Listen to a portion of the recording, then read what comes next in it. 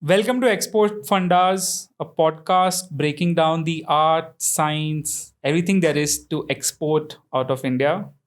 This is a podcast which we're doing with Jagat Shah. For those of you who don't know, we'll link his profile in the description. But he's written the textbook for exports from India from a very, very long time. He's a seasoned expert in this. So, Jagat ji, ready for the podcast? Absolutely. So let's start with our very first episode, which is a topic which I think a lot about as a business owner, and I try to do my part. How to address this uh, in my personal capacity, which is why does India lag behind a lot of countries? Not just forget about the countries of similar size, which is China, we're far behind, but even smaller countries in exports. So, See, Nikhil, there is a very overarching macro aspect first we have to understand. It is called competitiveness. I'm a student of competitiveness. How I define competitiveness? There are four factors. Efficiently create goods and services which meet global market demand, okay. leading to rising living standard for everybody in the society and which is sustainable into the future. First two is economics, next two is social. Until and unless the companies in India, particularly small medium enterprise and anywhere in the world, do not implement these four principles of competitiveness, it is going to be difficult to grow. And growth comes from international business. Now, efficiently create goods and services means use technology, right technology in your manufacturing or services, and do innovation. Most important thing is innovation. Be different than the crowd, and which meets global market demand. So here is where our today's talk is so relevant, that whatever you do, whether manufacturing, service sector or trading, your product or service should be of a global scale. That is second criteria. Third is which leads to rising living standard for everybody in the society. In India, we have family run businesses. Families become rich when business grows. But do the people who made that company grow become rich as well? They do not in most of the cases, except IT, where they get equity. Why we do not have equity model in manufacturing?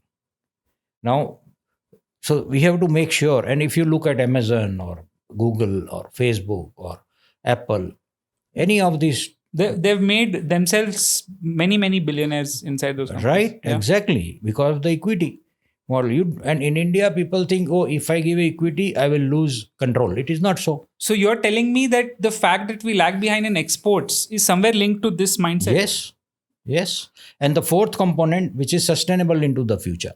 So sustainability today is ESG is what there are so many big importers in the world like Walmart or JC Penney and many others who have made ESG audit as a compulsory factor to decide their vendors. So which is sustainable into the future.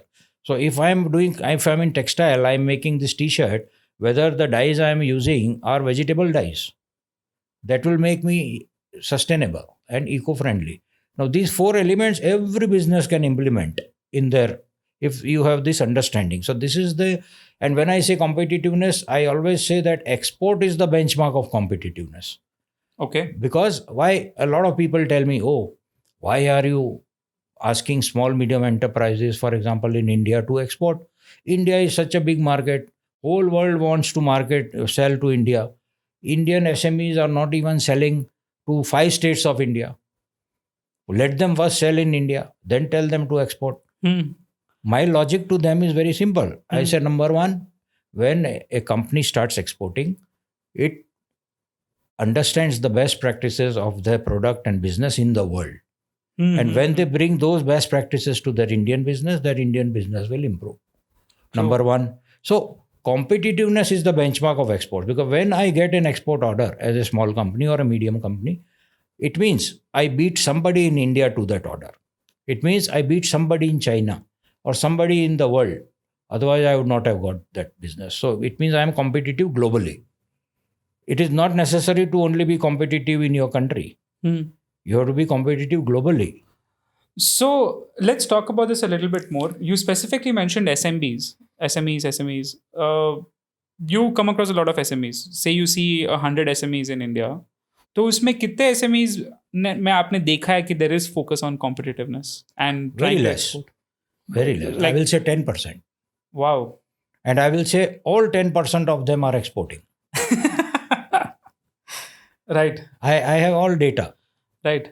So first of all, why? Now there is a reason to it. Our SMEs are smart. Hmm. They are. I don't think there is a better entrepreneurship quality in any country in the world other than India. Okay. With all the hardships which we face, Hmm. our entrepreneurs are successful, Hmm.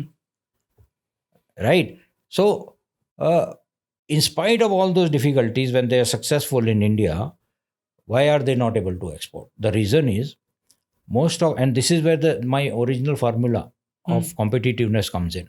Because they are family run business, they control everything, and therefore they handle operations, and they get busy into operations. An entrepreneur, in my understanding, is not supposed to do operations. An entrepreneur is supposed to grow business. I always use this statement: don't run your business, grow your business.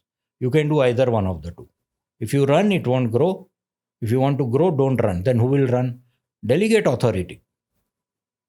People say if I delegate authority, people are misusing it. No, they are not misusing authority. They are misusing lack of systems in your company. So implement systems, right? So that is the reason they are not able to export, because they want to do everything themselves, which cannot happen.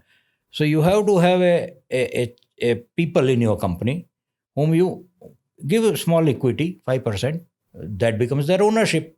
Correct. Why would a smart person leave a company? See, most of the youngsters today wants to work with big companies. They don't want to work with small company. But if you tell the same youngster, I am giving you 5% equity, they become owner of the company. Absolutely. And it is their company. It's not a job. They will work. Yeah. So that model is missing. Interesting. This is a very surprising. We'll look at some other, some other aspects which have contributed to this. But you're starting from a point where you're like, the simple fact of structuring a company Yes. is itself missing. Absolutely. Correctly structuring the company. True. From day one. And that influences your ability to probably export.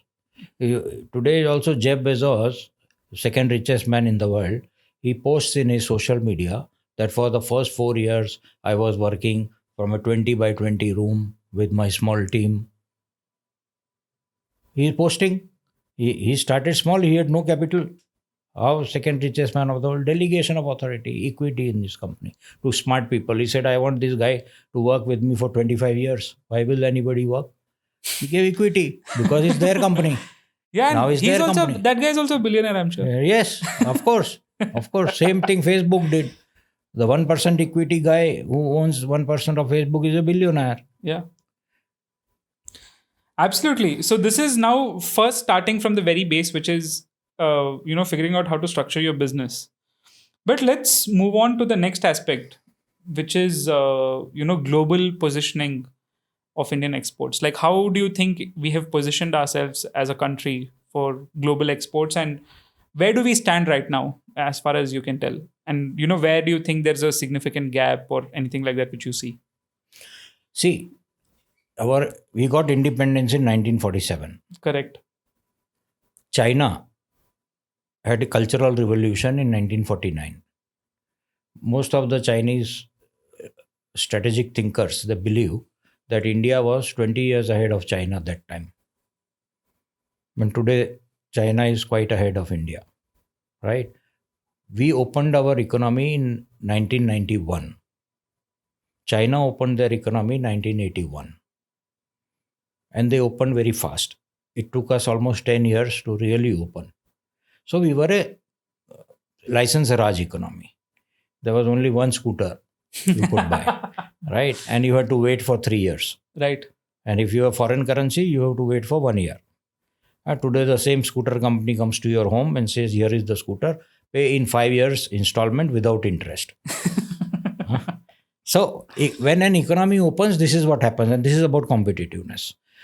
So in Indian case, what happened is when our economy opened, we were always used to that generation of business which today has reached SMB level were always used to a controlled economy and exporting. Like, even if I still remember my early days of my career, to go to foreign country to get foreign exchange, you have to take approval. Wow. So why would I go with all those hassles to do marketing? And you would get only a restricted amount of money. There was a ceiling because our foreign exchange reserves was very low. Why did we open in 1991? Because we had 3 days of foreign exchange left. Yeah. And we had to sell a shipload of gold to Bank of England. And that is why we opened. If that would not have happened, we would still not have opened perhaps. So, which means we didn't have foreign exchange. So there was a restriction. If I have to go travel abroad to do marketing and I have to carry $5,000, it was a big thing for me to get approval. So where is the question of marketing, right? We started from those days. Bhai, approval mil jaye, wahi badi baat hai. So it starts from there, but the things changed very fast. So then Government of India for many years since 1962 had set up many export promotion councils. Okay. But because it was a restricted economy, their role was also restricted. But as we opened up, these export promotion councils became quite active and aggressive, and people started becoming member and started getting knowledge and information, and then started exporting because government India wanted foreign exchange. See, what is definition of export? This is a very good stage to explain the definition of export. Only two things: goods or service should leave the country, and payment should come in foreign currency. Yeah, correct. That's it. There is no bigger definition of exports than this, right? So foreign currency, when it would come to India, government realized that, okay, this situation of crisis we will come out of. So we should have good foreign exchange reserves.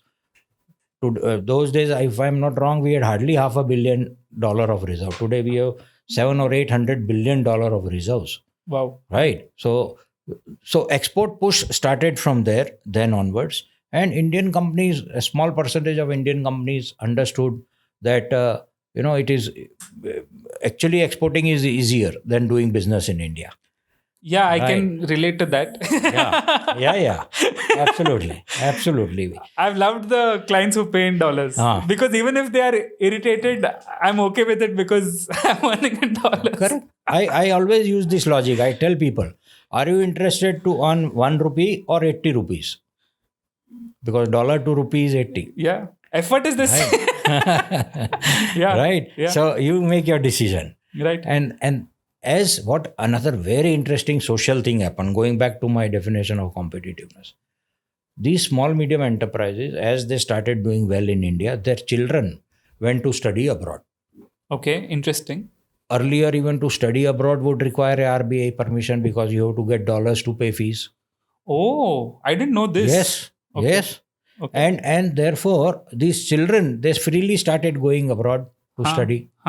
And they learned that what the world is doing. Right. From the technology point of view, from management point of view, from competitiveness point of view. And when they finished their education, because their family businesses were quite large, it did not make sense for them to work there. Some of them worked there for some time to learn, but then they came back to India to join their family businesses. And when they joined their businesses, they had this global perspective simply because they lived in another country for 2-3 years. Right. And they built a network, they understood, they merged with the society. Their classmates who were also working in some companies or doing business.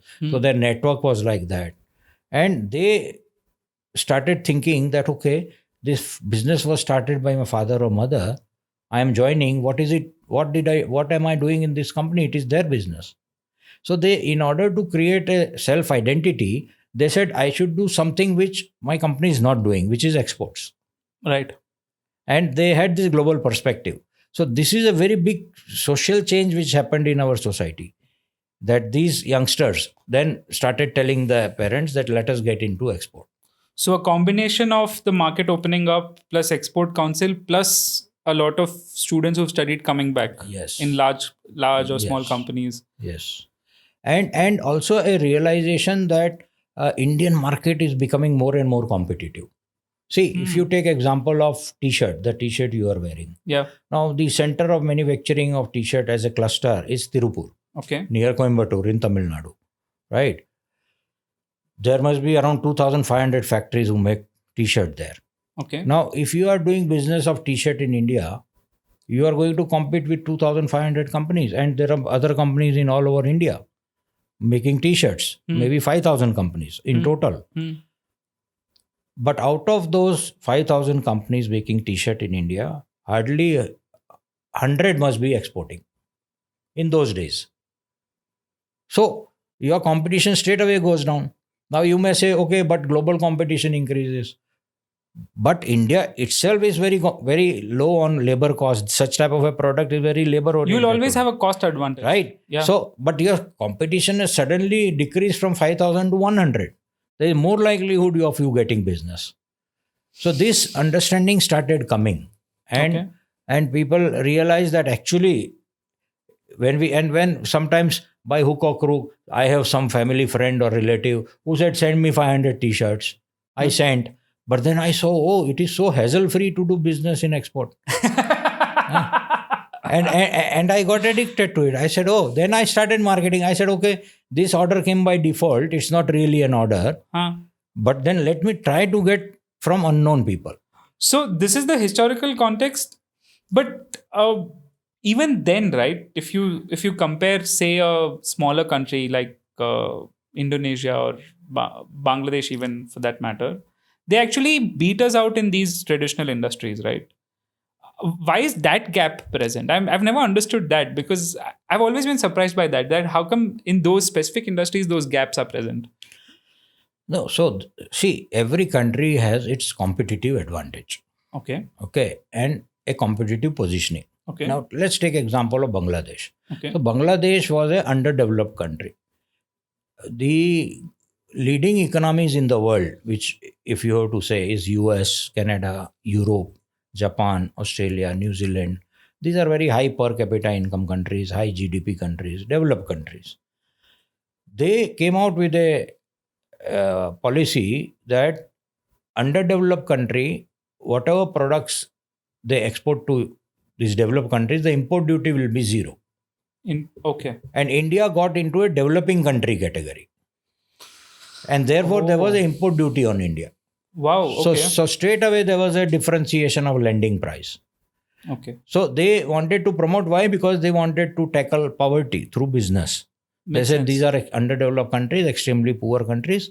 Let us promote trade with them so that the trickle-down effect, the economies will prosper. And actually it happened in case of Bangladesh. Very nice. Right. So that is why the Bangladesh, and you will be surprised. Let me give you an example of jeans. The jeans you are wearing. Right. I'll give example of whatever you are wearing. Sure. Now these jeans, I'm sure these jeans must have been made in Bangladesh. Okay. Why? But the fabric goes from India. Okay. So the denim jean fabric goes from India to Bangladesh. Okay. It is made in Bangladesh and exported to US. Okay. So US companies are mandating them that I am giving you jeans order, because the jeans stitching is about labor. Labor is very cheap in Bangladesh. Okay. I am giving you the order, but they also mandate that the fabric has to come from this company in India. Even company they mandate, because Indian companies have positioned themselves to these large importers, saying that why our fabric is good. Our fabric is good. So it's a mandated business. And there is a back-to-back LC mechanism which works. So in a way, you may say that Bangladesh export is happening, but then the fabric is from India. So India's fabric is going. Okay. And so like this, every country, there is a historical perspective, there is a economic aspect to it, there is a strategic aspect to it, there is a diplomatic aspect. So even if there is a gap, you'll have to not look at it at the face value itself, is what you're saying. Correct. You have to go deep and see the reason. Now, at the same time, if suppose an Indian company needs to beat Bangladesh company on jeans export, not fabric, jeans to US, what they have to do? That's what I said. I will keep going back to the definition of competitiveness. They have to do innovation. They have to showcase a different kind of jeans. Now, for example, this jeans which you are wearing, is it stretchable? No, this is not. But now jeans are made in a stretchable format. Wow. Okay. So if you can do that innovation, There is a Turkish company who has done the innovation. Okay.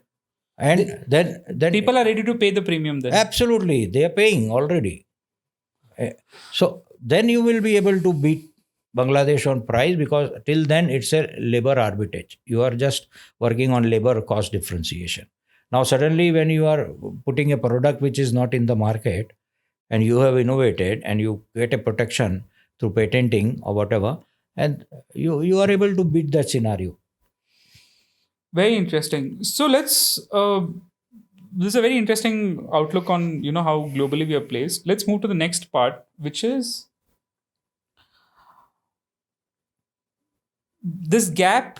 When I want to ask you this, right? So where do you see? Do you think that Indian export is up to the mark, or of given the context of it just started in 1991 and things like that, or if there is issues, like if you think that it's not up to the level it could have been, what are some infrastructural issues or bureaucratic issues or regulatory issues which you have come across which have stopped this? See, let me give you some statistics. Today, if you see, the world economy is $112 trillion. Okay. Out of this, $27 trillion is American economy. Okay.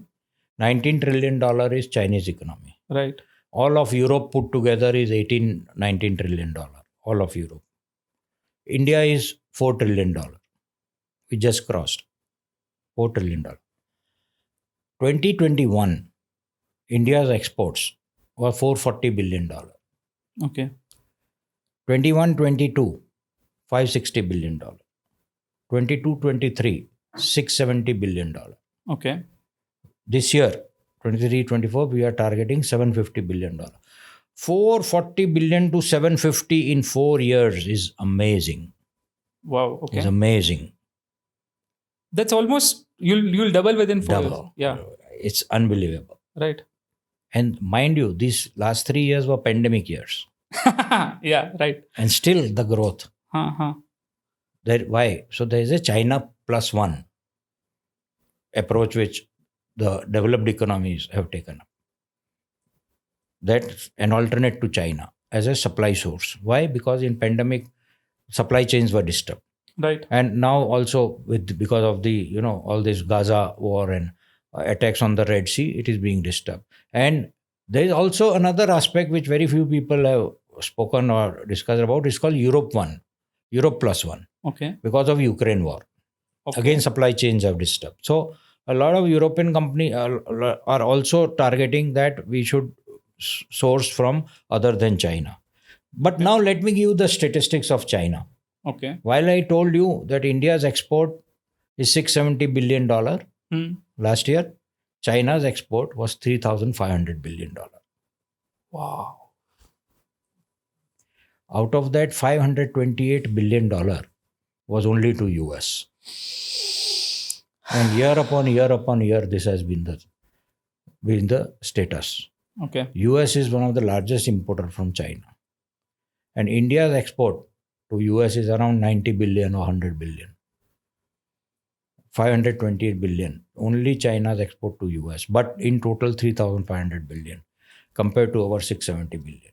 No country in the world, I have done the research, can become a developed country without high exports. There is no evidence.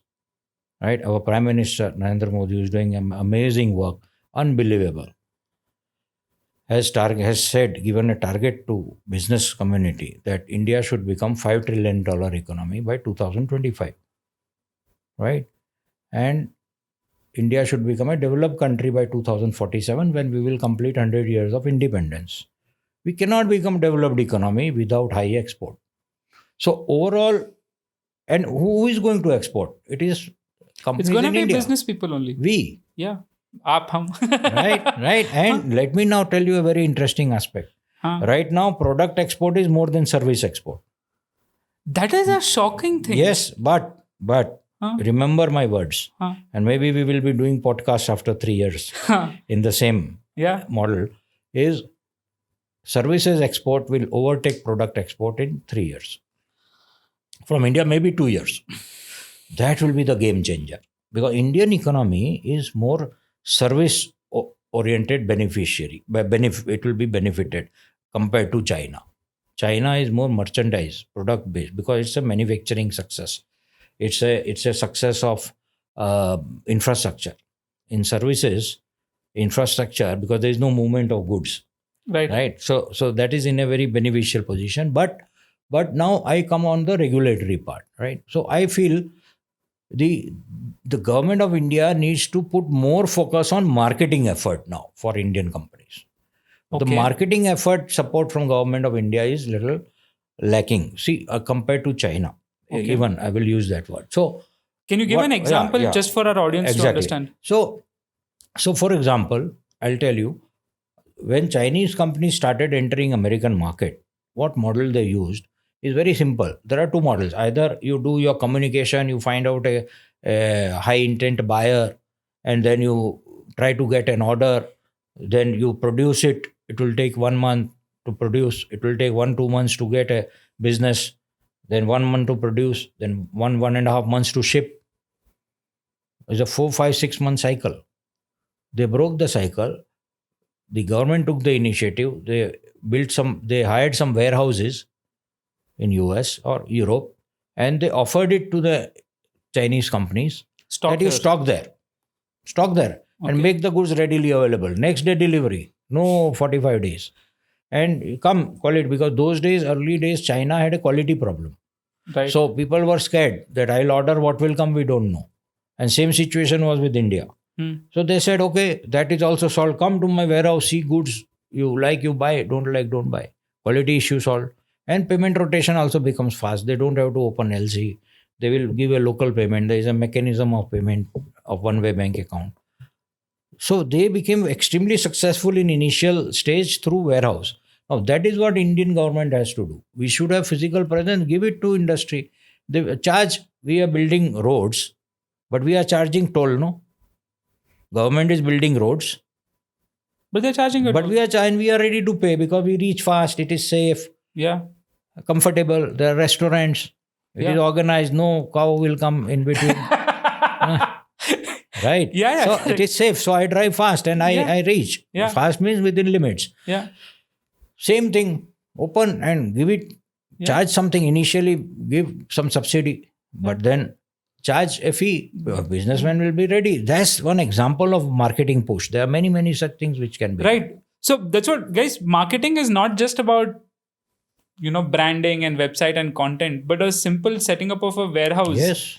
Distribution is part of marketing, wherein distribution becomes easier. Correct. Now another interesting example. While we are on this warehouse, people say e-commerce business. Oh, I don't know. Like a small medium enterprise owners of manufacturing. I don't know. It is an IT business. It requires IT mindset. No. Amazon is not an IT company. Amazon is a logistics company. 100%. They build the platform once. Correct. But they are doing delivery every day. Every day. Absolutely. And delivery is key to the success. So delivery, same warehouse which you are putting up to do B2B business in US, for example, or Europe, Japan, Australia, wherever. Use the same for B2C e-commerce delivery. Correct. Same warehouse to deliver. Have your portal. Have your e-commerce platform. So there. I'm sure you must have come across this, although sometimes I feel it's a bit scammy, but you must have heard of concepts like drop shipping. I think China has been very good at that, taking advantage of local marketers to just do simple drop shipping. Correct. It's true. I've never heard of a single Indian drop shipper. There are, but not many. And I'll give you another interesting example on the point you raised of drop shipping. What is e-commerce? Now, e-commerce is a very strong tool of export promotion. Okay. Before coming to that example, let me tell you, Jeff Bezos, Amazon, he gave a commitment to Prime Minister Narendra Modi that Amazon India will do exports of 25,000 crore rupees of goods by small medium enterprises of India in next 5 years. Okay. And they have started training companies and they have started onboarding them, and they have started promotion. Now, look at US. US US population is around 330 million. 330 million. What is e-commerce? Anybody in the world who has got three things: credit card or debit card, internet connection, and computer or smartphone is your customer. Correct. Anybody in the world. American population 330 million, 300 million have internet connection, 290 million have credit or debit card, Yes. 280 million have either a smartphone or a computer. Hmm. So almost entire population qualifies these three factors. And that is why it is the largest e-commerce market of the world. In spite of this, whatever growth took place in last 10 years in e-commerce market in America before pandemic, that much growth took place in the first 3 months of pandemic in America. Right. But we were missing as Indian companies. Of course. We were not there Yeah. because we were not present to take that advantage. Yeah. Everybody was ordering from home, everything. So we missed that bus. And that is why I always say, be a very early adopter of technology. For sure. For sure. So, so yeah, from a regulatory perspective, you think that marketing push as a country is lacking even today? Like Yes. marketing, not just in terms of the content, but also this infrastructure, which is your warehouses or Correct. maybe payment settlements and things like that. Yes, and you say one more psychological aspect in India is subsidy, the word subsidy. Hmm. Because we were living in a license Raj. Hmm. So we are very used to, people ask me often, oh, I want to do something like this, how much is subsidy? I said, this should not be your first question. Yeah, right. I say your first question should be, what is the market? Right. I said, subsidy is very good, but there is no market. Why you want to set up such a business? Yeah, because we're looking at loopholes and scamming. Right. We still have into, why we are still into, so we have to get out of it. And the younger generation is very, very good. I am very impressed. That is why I connect to younger generation more. Hmm. They don't talk of subsidy. They talk of markets. They talk of, Product solutions, problems. Yeah. Yeah, they are least bothered. Even so many times I have come across youngsters I am mentoring, and we have covered many things. Then when I come to subsidy, they say, no, it's okay. We'll discuss later. I'll tell you this. I'll discuss later. As a as someone who's attempted businesses and startups, the bureaucratic mess to try to get a subsidy is too much of a opportunity cost. It is. To sit and worry about. True. That's my personal experience. It is true. I have no interest in it. I'm like, keep the subsidy with you. It does not make. So this mindset change is very much required. I'm very happy with the younger population. Our Prime Minister keeps talking that India's 65% population is below 35 years of age. 50% population below 25 years of age. Yeah. They don't have this mindset, which is a huge change. Mindset change is the biggest change country can look forward to grow. And Right. that is in place. So And you're someone who believes that rather than subsidy, put it up in infrastructure and enable a Correct. business person than just True. giving a direct subsidy. Absolutely. And that is why I say that when government of India should take an initiative to set up these warehouses or even e-commerce platforms abroad and charge a fee. Yeah. Charge a fee to the private sector. Yeah, I think they'll be Yes, fine with it. certainly. Why not? If I am paying a fee to Amazon to sell my products, I don't Why mind not? paying to another platform. Yeah. why not? Absolutely. Let's move on to the next part, which is what are some major sectors where you have seen that consistently we've done the right things? I'm talking about sectors, specific export sectors. And what are some major sectors where you've been like, we've been getting something wrong all the time? See, if you see, there was a time when India was called Sone ki Chidiya. Right. Today we have 3% GDP of the world. That time we had 25% GDP of the world. Correct. Why? Because it was a knowledge economy. Okay. We were in a knowledge economy. So there was no machines, there was no computer, there was no engine. The ship would sail wherever the wind will go. Right. And we used to trade Right. in those days also. But what were we trading? We were trading satin. It will You put the entire shawl inside a small ring and it will pass. What was that? It was knowledge. It was knowledge put into a product. Correct. Our herbs, our spices, right? How the spices had gastronomical benefit for human health was marketed. And so we were able to sell the spices, right? So that knowledge economy has come back again. It has taken time. Then we had industrial revolution and we had product economy. Knowledge economy has come back. Two examples. And that is where India did well because we came back to knowledge economy. One is IT. IT, what is IT? IT is a knowledge economy. It's all about बैठ knowledge. के सोचो और करो. Right? No, we are good. We are very well respected in the world. I still remember 15 years back in any developed country when I used to go, I would give my passport. They will look at my face and say, oh, okay. I did not see much respect for an Indian face in their mind. Okay. Right? 10 years before. Right.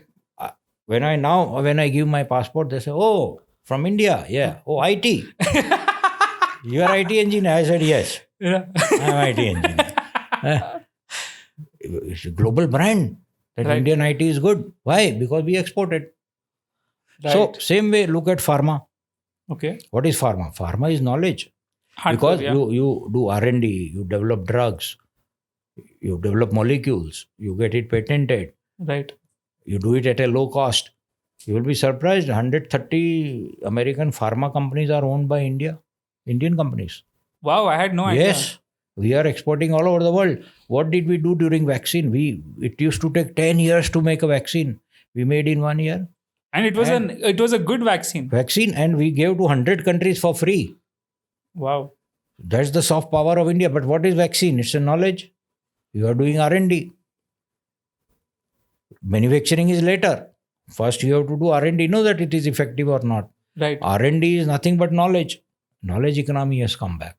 We have to take advantage. E-commerce is also knowledge. E-commerce is part of IT world. 100%, yeah. Now is India's time. And we must encash on it. And so those are the good things which have happened. Even you take services. See, this is one very big, and this is again, it's good you asked this question. Government of India should do something. There are 85 services of India which are being exported. IT is one of them. Just one of them. But IT is 80% of services exports. In terms of revenue. We need to go into non-IT service export promotion also. So actually, on my part, I have done an initiative on this, wherein my wife is an architect. Exactly. And I have been after her that, look, I'm sure you're going to get your projects in India and it'll be fine. But there is a huge market of people looking to export their design services. Correct. To look for good designers. And it's very difficult to get in a lot of these countries because of the sheer lack of resources. You just have very few people there. And I look at her designs, I'm like, these are world-class designs. This should be exported. And I don't see a reason why it can't be exported. But yeah, I get where you're coming from, which is IT is just one service out of 85. I didn't know it was 85. Yes, more. But I have documented 85. Let me give you an example since you raised. I have a student from my institute in Coimbatore. Okay. Monisha. Her company name is Studio Emerge. Okay. They are exporting architectural detailing services and structural designing services. Wow. And they have 5 customers in US.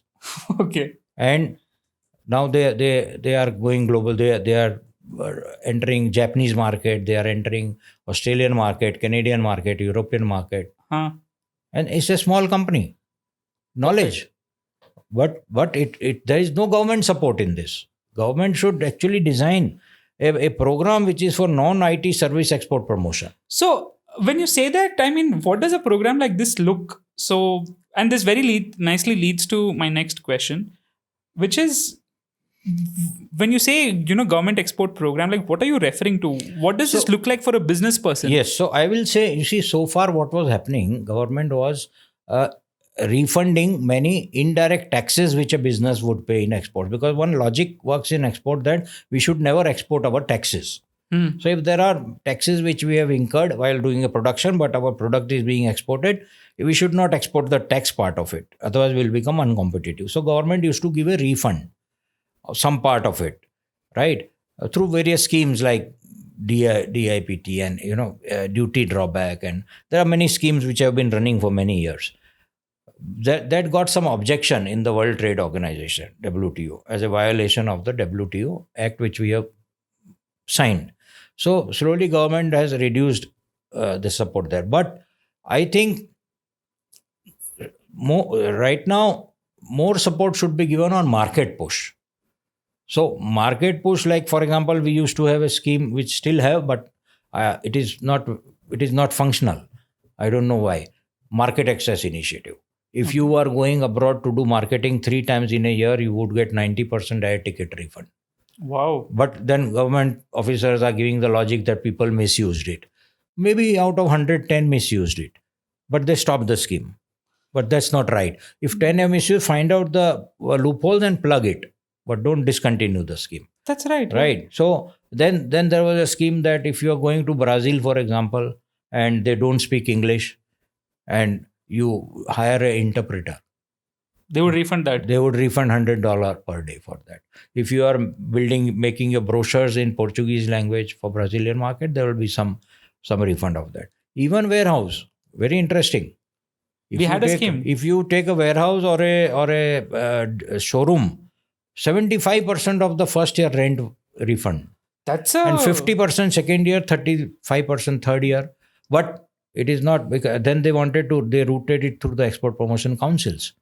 But very few people know, and I'm not sure, I don't know who takes advantage. And then it has been discontinued also for some reasons. So some program should come up which is WTO compliant, focused on services. focused on market access.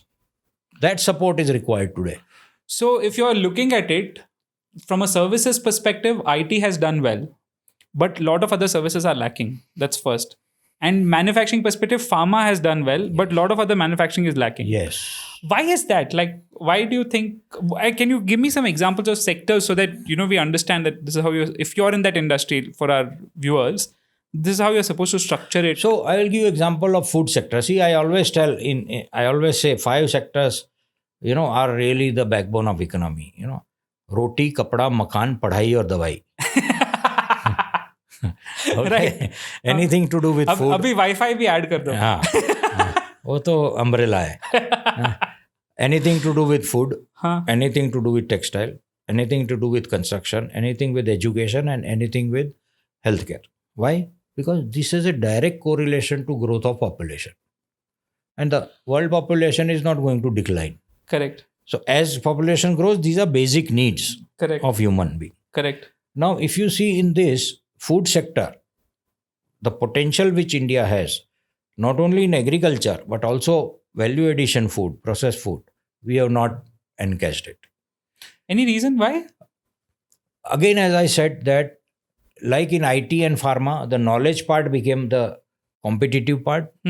In food sector, knowledge part has not become the competitive. This is so surprising, yaar. Yes. I mean, I'm thinking of the kind of food we have, the recipes we have. I'm surprised we have not converted that to knowledge and sold it. We have not marketed. Okay, see, San Paulo is considered to be the gastronomical capital of the world. Okay. Every food of every place you will find there, but very less Indian food. Why Chinese noodles are everywhere in the world?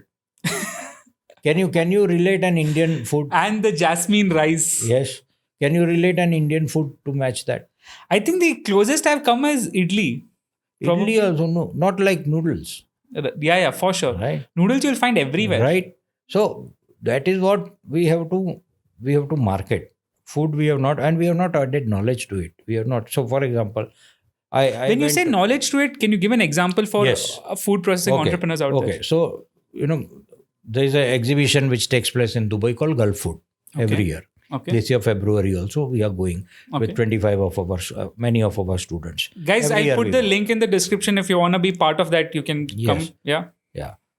So, last year when I went, I saw one booth where they were selling Indian masala, and it was not an Indian company. But in the packet, there was a QR code, and on top of it, it was written that before buying, check whether this is suitable for you or not. Who Okay. does marketing like this?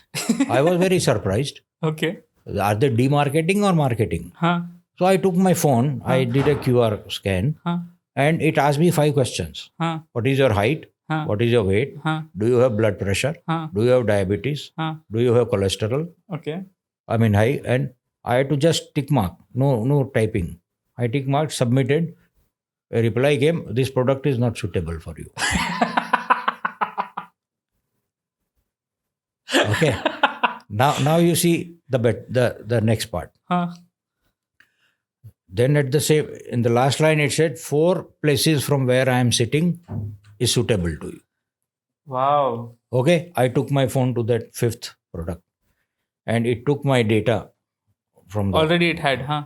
and it told me 5 reasons why it is suitable to you. Oh, Now, wow. now what a buyer experience it gave me before buying.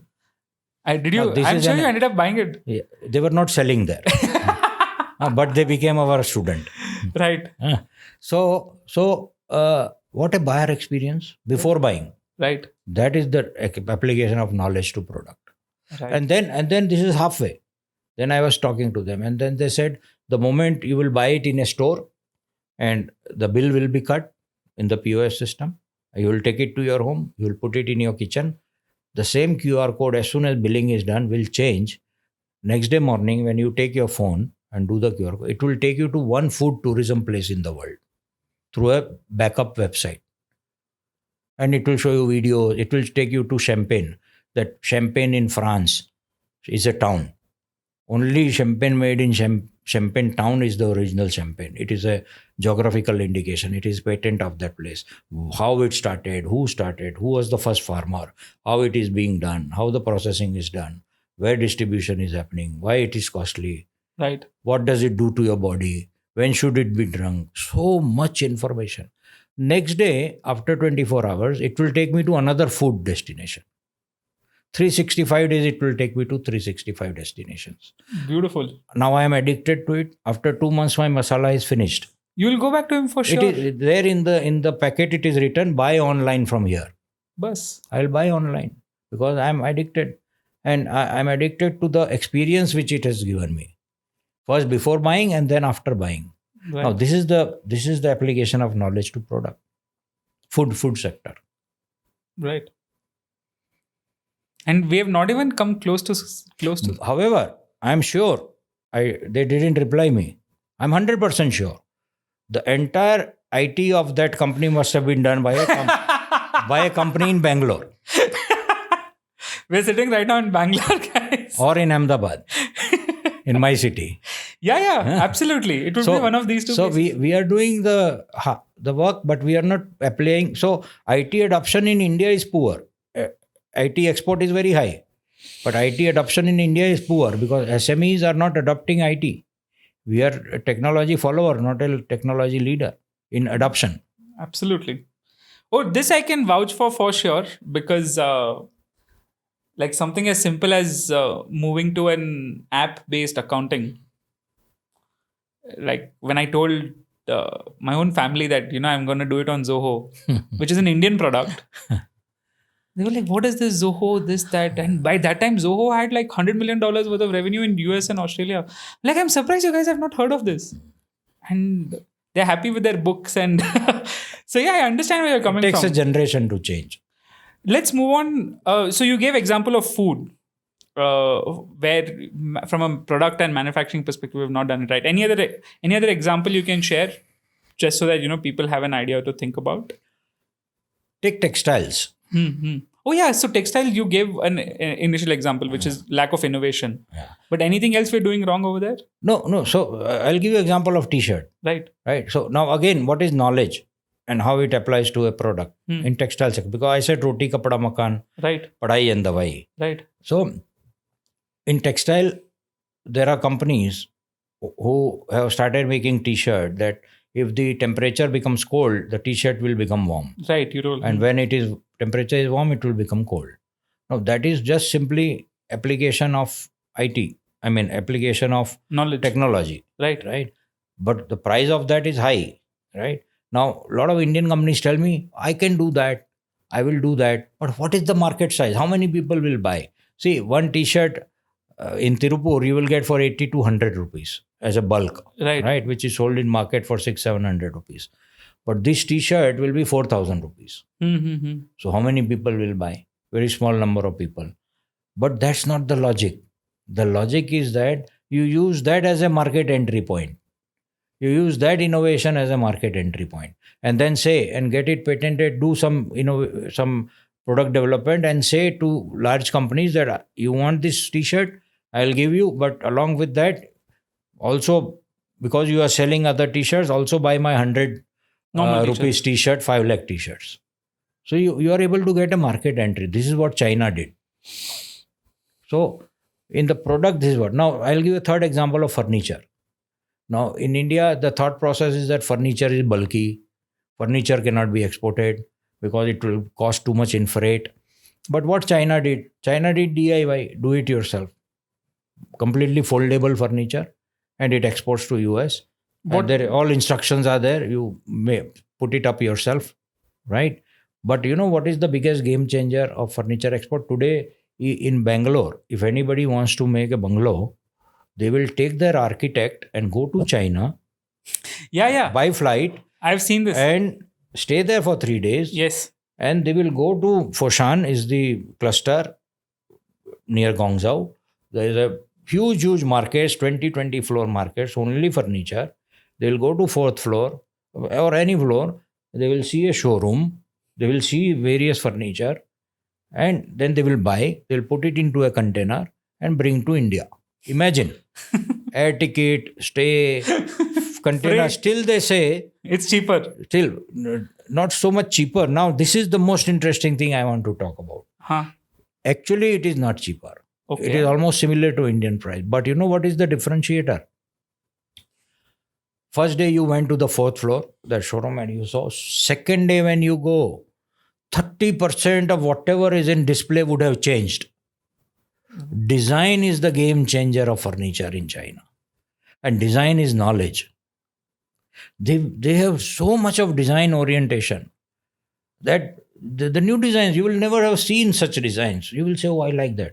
But when you go and buy that, it is costly. But the design is so good. You'll be like, I don't care. I don't care. And when you end up totaling, you will say, this is almost all my 2 container worth of what goods I brought. If I would have bought from India, it would have been similar cost, but I would not have got this design. Yes. So now you see the application of design as a knowledge to product. Right. And that is a game changer. So we have not been able to do that. There is one of my student in Ahmedabad. They are exporting. See, we are Gujarati. You know, Marwadi. You are Marwadi. Jains. Right. Everybody else. We have jhula in our house. Yeah. Swing. 100%. So India, Gujarati, Marwadi, in America also need jhula. They may be American citizen, but Gujarati, Marwadi in them has not died. It will live forever. Right. So they don't get jhula there. So this is a company which has done DIY and they export jhula Bus. to US. 10-15 containers a month. In America, they have put hoardings that buy this swing for your house, shipping is free. It's very interesting marketing strategy, because somebody will feel, oh, to bring swing from India will be so costly by sea. But he says shipping is free. But actually, he added shipping cost in the price. Right. So, but then the knowledge of the jhula and how it's supposed to be and making it DIY has come into play here. Exactly. Right. So this is an example in construction. I told you roti, kapda, makan. Right. This is makan. And of course, padhai and dawai, education. Education is, you see all this online education happening. And healthcare also. So much of, online has gone into healthcare now. Telemedicine is there. Right. You have digital teaching tools for education. All this is exportable. Take African continent. The population of African continent is 1.29 billion. 54 countries. Almost similar to India. 54 countries. Most of the countries except 4-5 are 20 years behind India in economy. That is our market. We have to go aggressive into that market. We are not aggressive. As companies, even as government, we are Right. not aggressive. We have to be aggressive in the market. Guys, so we'll be doing more and more of these shows wherein we'll talk about Africa as an entire place to be able to export. So do subscribe for that. But yeah, let's move on to the next point, the next question, which is, so I've understood sector wise, right, roughly what we're doing right, what we're doing wrong. But if I were to ask you, you hear about a lot of these trade agreements and a lot of these policies and things like that. As an entrepreneur, what should you be on the lookout for? And say a trade agreement gets announced, like how do you take advantage of that to So, bridge this gap which India has in exports in these industries? so this particular government of Narendra Modi has been very proactive with trade agreements and in a very, very practical way. Okay. We signed a free trade agreement with Dubai, UAE. So what does that really mean? Yes, I'll talk. And then we signed free trade agreement with Australia. Right. What it means, whatever goods we were exporting, you will be surprised. This is interesting. The total population of entire UAE is 9 million. What's the population of Bangalore? I think Bangalore itself is 3, 4. Right. Yeah. No more. So Huh. 9 million. And Dubai is 3 million. Huh. But UAE is our second largest trading partner. Wow. Why? Because from UAE, 85% of the goods which we export to UAE is re-exported to Africa, to CIS countries, even to Europe. So it's like a trading And- point. Yes, and Middle East, other countries from UAE, from Dubai.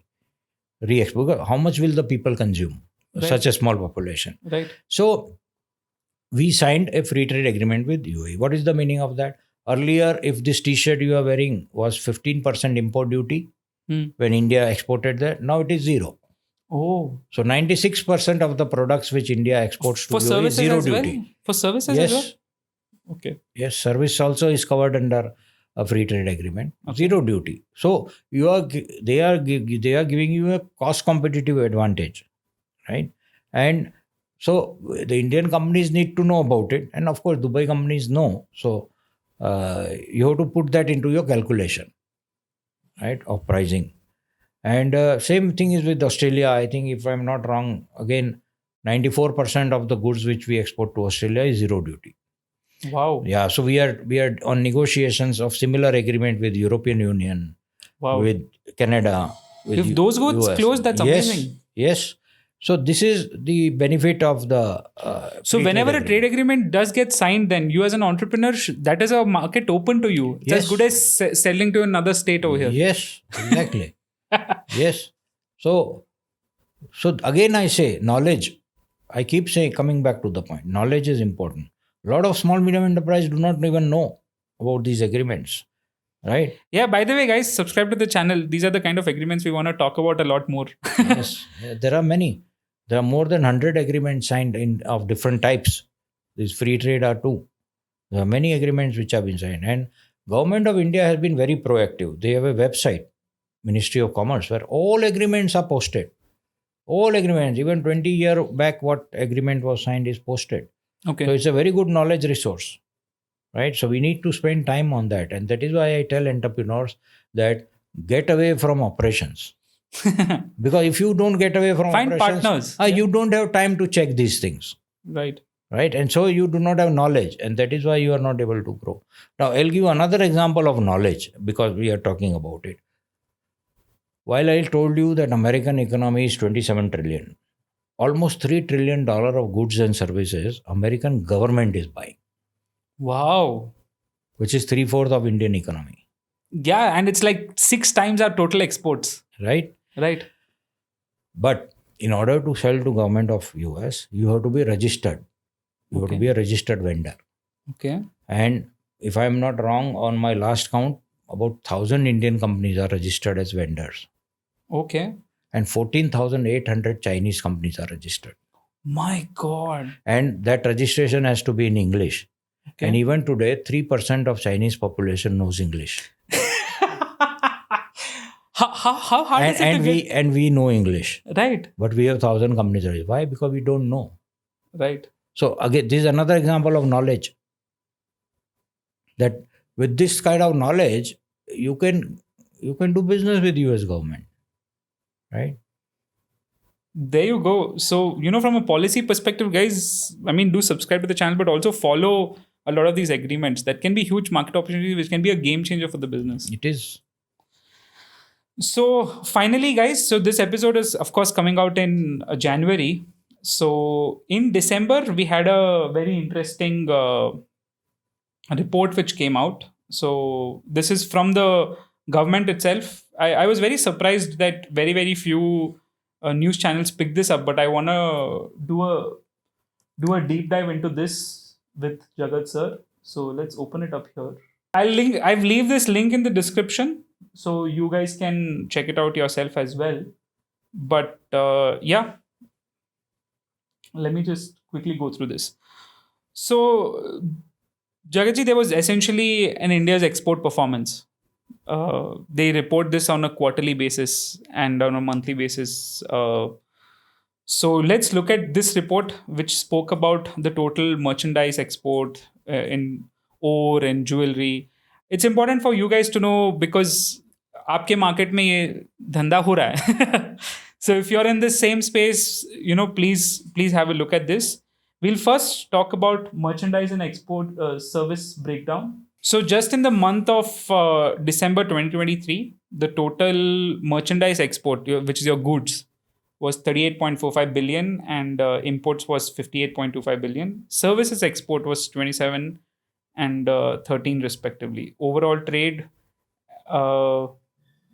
66 and 71. And the trade balance of -5, which is basically हम ज़्यादा अंदर ले रहे हैं instead of pushing out. So, I mean, yeah, why do you think this is? Why has this number come down in 2023? No, so this is a monthly figure, but if you multiply it to 12 months, we have targeted $750 billion in the entire year and we will reach that, right? Okay. So monthly sometimes fluctuations happen because like if you take December data, then most of the developed countries have Christmas. Right. So, people are more, on a holiday mode. So. But April, so if I look here, right, April to December 22 and April to December 23, it has actually gone down from 575 to 565. This is the... Yeah. So what happens is, see, you have to understand one thing, that take the years of pandemic. In the pandemic years, our pharmaceutical export was very high. Right, because that was the demand of the world, and then because the situation normalized, right, so that pharma export became normal, not so high. Like that, some sectors will have an impact on the total export. Second, more important is we have to understand that the major economies in the world who are our buyers, like US, are Europe, in recession, are in slowdown, kind of a slowdown. Right. So in spite of that, it is almost similar, So I am very confident that by March 2024, this year, yeah, we will touch our $750 billion target, which is a growth from the last year. So because if you see any data of any year, you will always see that last 3 months have always been a big boost of exports from India. So we will touch, even though it is looking very close right now, but I'm confident we will touch that level. And that is why I keep saying that from the government of India, and this situation is going to be more alarming next year. So all the conditions which are prevailing in the global market are going to, that same challenges are going to increase. So if you want to nullify the impact on exports from India, the government will have to take some market link related initiatives, right, to boost it up, right? So that's a very good correlation to data, right? And we should focus on non-IT service related exports also, right? Because that is going to give a this huge is what leverage. will make sure that we actually get to 750 billion. See, yesterday we had the Ayodhya Ram temple inauguration. Right. Right. And I was talking to a lot of TV channels, and this is what I said. Ayodhya, see, in the holy place for Islam is Makkah, Right. and they get around 20 million visitors a year. Right. Right. And Wow. Vatican City gets 9 million visitors. Right. And the lowest projection for Ayodhya is 50 million. 50 million. There is a Jeffries report yesterday Okay. which says 50 million visitors will be there in Ayodhya in 1 year. Wow. Now imagine how much business opportunity it creates. Just take one example. Again, I go back to food. See, Government of India has a very good scheme which is called One District, One Product. We have so many districts in the country. For every district, government has identified one product which is competitive and which is a cluster-based product. For Ayodhya, it is good. Jaggery. Jaggery is ODOP product of Ayodhya. Okay. Now, jaggery is actually a replacement of sugar. Right. But look at the sugar market of the world. Huge. But can we use knowledge now to convert, to transfer sugar market to good market? Right. That what are the benefits of good? That part of knowledge, as I said, when it connects to your product, is going to take us to the global markets. And this government has a role to play. Private sector companies also have a role to play to educate. We have to educate. Yesterday, when the temple was inaugurated, whole world now came to know. So many people never knew that it was a 500 plus years of struggle. Right. Now they came to know. And they have started appreciating the way India got a good name because of vaccine diplomacy. We can get similar good name because of this Ayodhya Ram temple inauguration. Because if you read Ramayana, it is nothing but how anybody in the world should live their life. Right. So, guys, there you have it. A quick reaction on the most recent report which came out, and overall why the gap exists and what we need to do. To summarize it, as a business owner, this podcast was made for other business owners like you and me, and competitiveness is a key factor which has to be got into an organization. Cannot just live in the normal traditional thing. You have to be competitive. Look at, globally, look at a lot of different trade agreements. There are so many openings which we are missing out. And of course, if you're an entrepreneur in specific industries, try to see where we have good trade agreements for those industries. These can be as easy as exporting to another, selling your product in another state in our country. It can be the same way selling it globally. $750 billion is the target for March 2024. So let's see. We'll, of course, be doing this show on a weekly basis. Comment below if you have any questions which you want to take up. We'll at the end of next podcast, we'll make sure that we discuss those questions and you can respond to them. If you need help with understanding exports or how to get started, you can check out Jagat Shah's export advisory service, the course, their service. The links will be in the description below. You need help with content marketing on YouTube, let us know. Our link will also be in the description below. Thank you so much for watching. This was Export Fundas, episode 1. Thank you, Jagat Shah. Thank you. Wonderful.